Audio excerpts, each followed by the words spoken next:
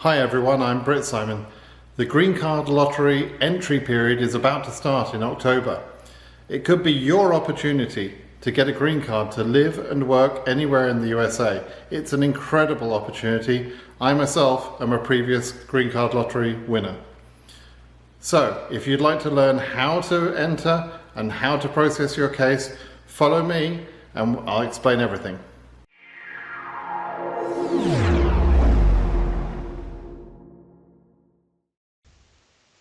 Okay, let me explain how you'll enter and win the DV2022 process. First, a little bit about me. I run a blog about the DV lottery. I help people on my blog, BritSimonSays.com. I get over 2 million hits on that blog a year, and my YouTube channel now has well over 30,000 subscribers. I've helped thousands of DV winners since 2013, so I can help you. I have the expertise to tell you how to enter and also how to process your case and resolve any problems. About me personally, I got my green card in 2014 through the DV lottery. Actually, my wife was the winner. I was her derivative, as it were, and she is from Spain, so that's how we were able to participate. I now live in Northern California, just outside San Francisco, and I work as a software architect for a large public company.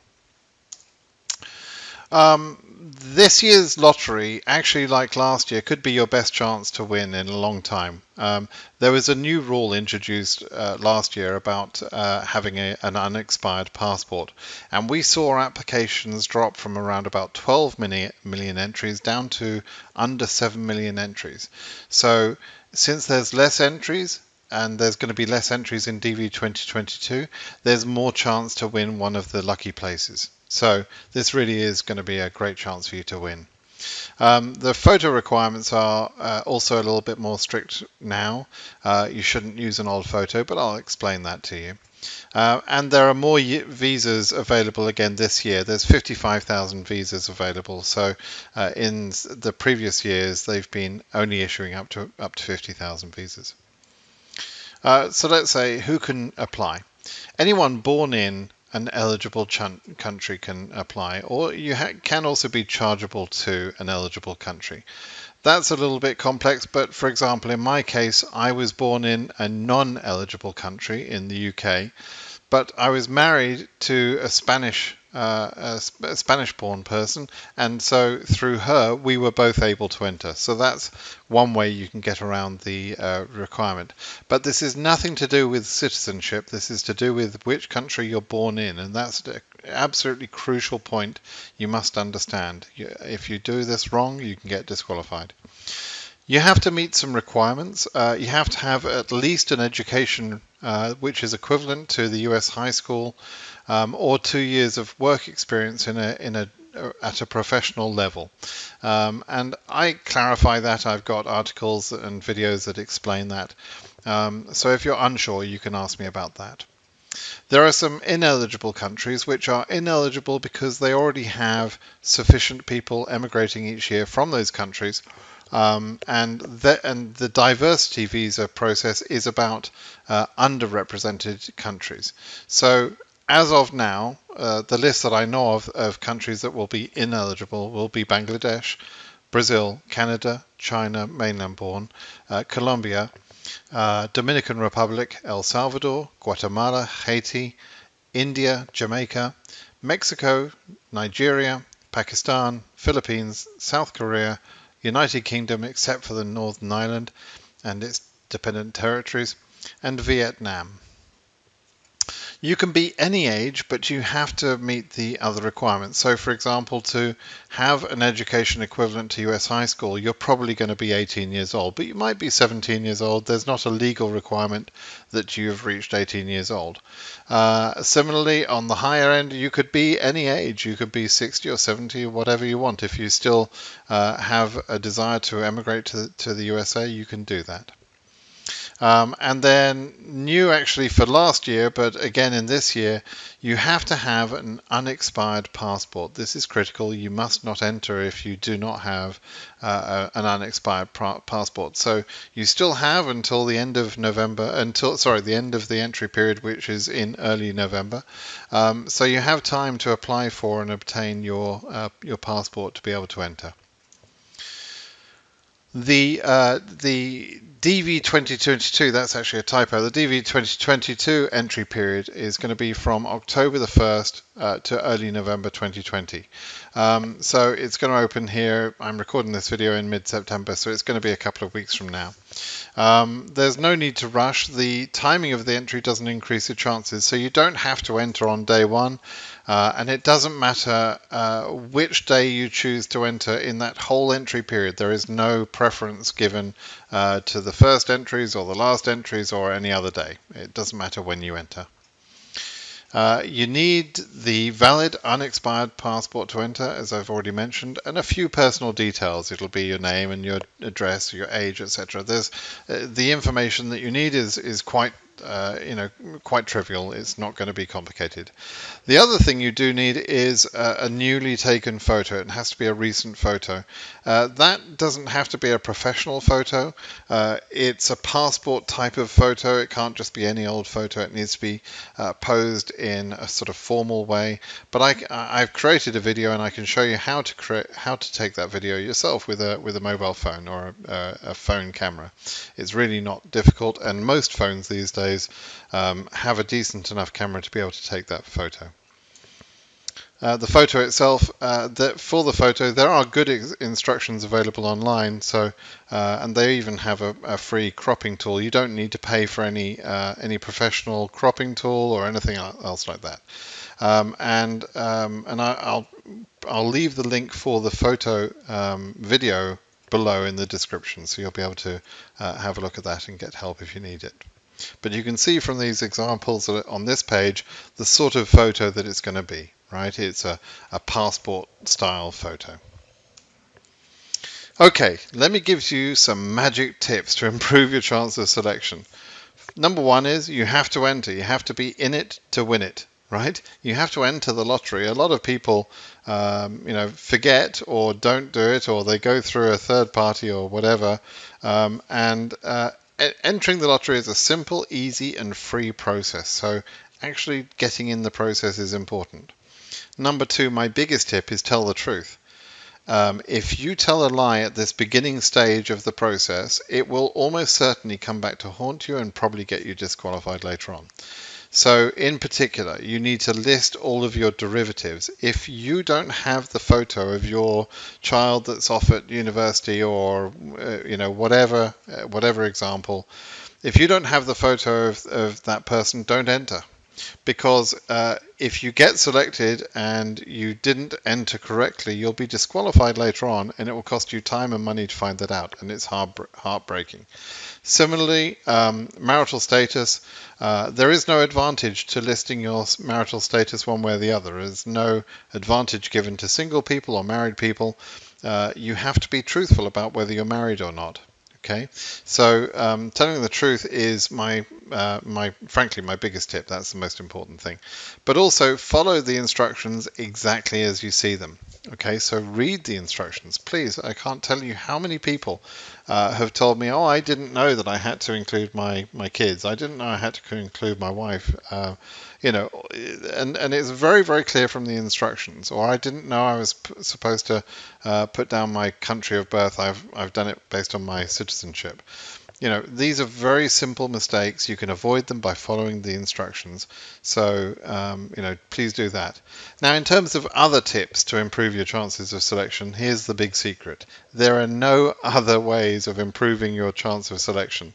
There is nobody that can give you some sort of special info or pay someone to get you a chance or whatever. That's all nonsense. And so if somebody's telling you that, they're probably conning you. The draw is totally random.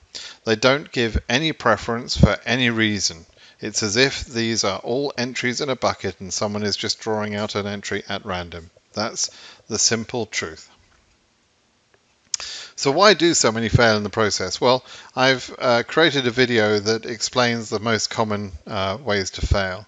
Um, but but just to be clear, some people are selected in the process as a winner, and then they're disqualified immediately, even before the announcement of the winners. Then some people are selected as winners. They go through the whole process. They even pay for fees for medicals and for the visa interview itself, and then they're disqualified during the process because they haven't followed instructions, they don't meet the requirements, or they told a lie. So so don't do those things. And let me just make absolutely clear, using an agent, using someone to enter for you, makes you more likely to be disqualified because that person doesn't understand your details, right? So it's very, very important that you have full control over your entry. You can open yourself up to blackmail by using an agent. You will more often than not, those agents will make a mistake. It really makes sense to enter for yourself. It's very simple. So don't pay anyone to do the entry for you. Common errors that people go through. One of the largest ones is picking the wrong country of chargeability. So basically, for 99.9% of you, it'll be the country you're born in. Okay, if you're born in Spain, if you're born in Germany, wherever you're born, if you're born in South Africa, doesn't matter where you're born compared to what citizenship you carry today. The point is, where were you born? You're only born in one country, right? Everyone's only born one time. So pick the correct country of chargeability based on your place of birth. The only time you should not be picking the place of birth as chargeability is when that country is ineligible and you're able to claim chargeability through a spouse, etc., to another country. There's very specific rules about that. But don't use those rules, don't try and use that opportunity unless you fully understand it. So I'll explain those things to you, and I have created videos and articles that explain that. Not including an eligible spouse or a child, is important, right? This will get you disqualified. Very, very, 100% of the time you can get disqualified on this basis. So if you're married, you have to include your spouse. If you have children, either biological children, stepchildren, adopted children, all of those have to be listed on the entry if they're under 21 and if they're unmarried. So, and stepchildren, is the children of your spouse. Even if those children don't live with you or they're not planning to go to the USA, you must list them on the entry. Okay, absolutely critical. You will get disqualified, 100% certain if you do that wrong. This year, you're going to have to enter the correct passport info. People that enter incorrect or a fake passport info are going to get disqualified. The photo has to meet the specifications, which I've provided there, a link for that. If you can't meet the education requirement or work experience, you're probably going to get disqualified. Lying in the process will get you disqualified. And just failing to follow the instructions will get you disqualified. So, this is a simple and straightforward process, but you have to follow a few simple instructions. There is a travel ban in place which affects a number of countries. I've listed them here. This is the Travel Ban 3.0 introduced by President Trump some time ago. This travel ban has been tested through the courts up to the Supreme Court. And so at the moment we can't do anything about this ban. However, the presidential election is coming up, and if President Trump were to lose that election, and if President Biden therefore is going to be making decisions in the new year, he could quite probably remove this travel ban, and we'll see a much different situation. So nationals of these countries that I've listed here, Libya, Iran, Somalia, Syria, Yemen, Eritrea, Kyrgyzstan, Myanmar, Sudan and Tanzania, all of nationals, people born in those countries, should certainly enter. There's no reason not to enter. But if you do enter and if you are selected, then you need to come and talk to me and see, whether the ban has been removed. Okay. If you are affected still by those bans, there is a few ways around that. You can have dual citizenship, for example, and the ban itself might be removed, as I mentioned, because of the presidential election. Okay, the timeline for the entry period, as I mentioned, is during October. Essentially, it starts October 1st. It'll last all the way through October, and it'll end early November. The results are going to be announced in May of 2021, next year. Okay, so this is not a fast process. You'll enter in October, and it'll be almost 6 months before you find out whether you're a winner or not. Then interviews for DV2022 won't start until October 2021. That's a full year from now. And some people will still be being interviewed up until a year after that. So people need to realize that this is going to be a relatively slow process. It's not going to be that quick. Okay? Okay, next steps. Well, number one, subscribe to my channel. That's the most important thing you can do right now. By subscribing to my channel, you'll get lots of information on how to process your case, how to enter, obviously, but you'll also get updates that affect you during the period, which might come out as we go through the entry period here. So make sure right now you're subscribed to the channel. Hit the subscribe button and the notification. Okay. Watch the video, and I'm going to put a link below on how to complete the entry form. It's a simple process. I think when I've done this for a few people, it takes a few minutes, 5-10 minutes per person. It really isn't a complicated process. Watch my videos and read my blog. I've got literally hundreds of articles and over 100 videos that explain the whole process to you. So do that and then enter in October. That's the best way. Okay, so my blog website is shown there, BritSimonSays.com. Please check that out, and let's see if this year could be your year.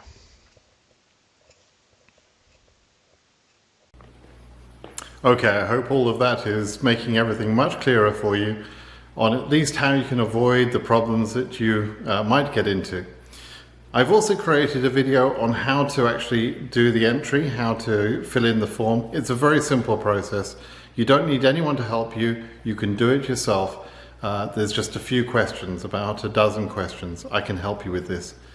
Okay, watch for that video. Have a look in the link below. And please do subscribe to my channel to make sure you get updates about everything to do with DV Lottery, whether it's for this year or for a future year. Okay, cheers now.